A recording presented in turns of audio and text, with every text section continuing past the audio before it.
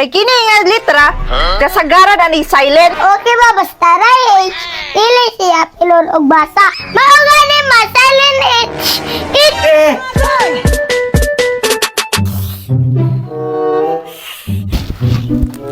Oh, sayo noon sa man kang anong nagbugot man na imong naong. Wala man to, okay raman ko. Oh, nya, unsa man ang papel nga imong gitaguan? Wala pa, nakitaan rana ako ni sa dalan. Bilabi patanawa ko. Ayaw pa. Nga naman, unsa man na? Tis paper na mo pa. Patanawa ko bi, pila imong kuha? Harap ako. Unsa man ni sayon? Nasiro ka sa inyong exam? Opa, zero lagi. Kulang pa yun ako naibalan sa English. Ah, okay ra na sayon. Dapat tudluan kasi mong mama kay how to mo English. There!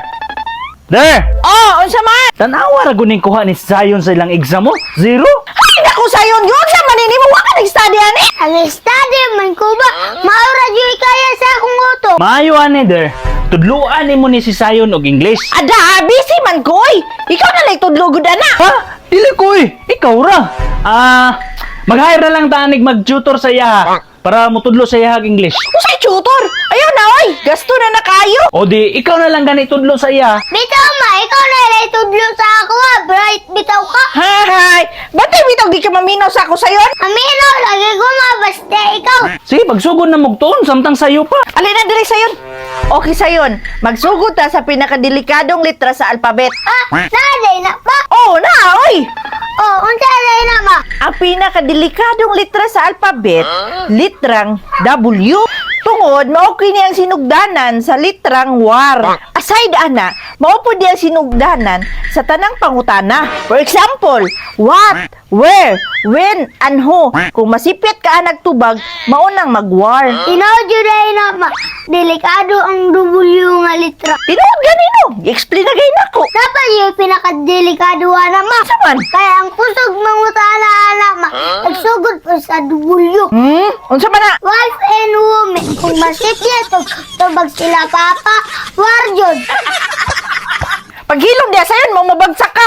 Puro na kagara-gara. Sige na, padayon ta. Dili na po ta sa litrang H. Kay kini nga litra, kasagaran ani silent. Example sayon, hours.